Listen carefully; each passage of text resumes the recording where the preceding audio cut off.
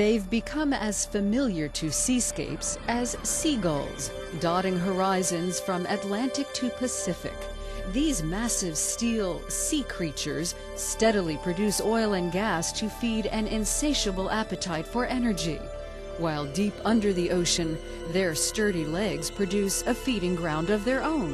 One thing that's happened with the development of oil and gas offshore since 1947 is that every time a platform is placed in the water, it immediately provides that hard surface, that hard structure for a reef to develop. They're called artificial reefs. Countless species of marine life adapt to the invasion of man-made structures by moving in and setting up habitat.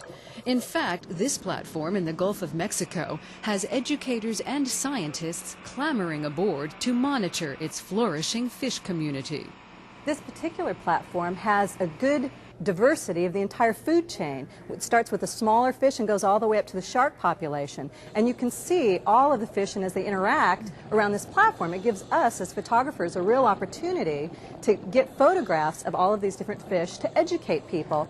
It's an amazing resource. The more hard substrate we have, the more reef development, the more sessile organism, the barnacles and hydroids and sponges attached to it, algae attaches to it, more fish come in.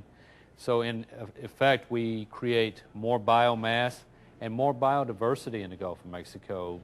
When production ends, however, what happens to these mammoth structures? Typically, the rigs are decommissioned and dismantled, and that means destruction to the artificial reefs. Many coastal states, however, have been working with lawmakers and the petroleum industry to preserve these lush habitats.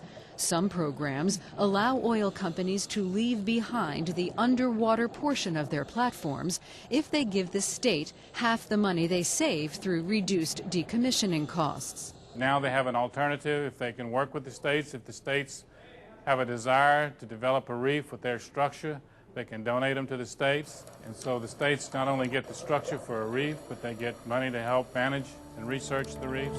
Opponents believe the rig-to-reef programs merely give oil companies a way to avoid their legal obligation to return the sea floor to its original condition.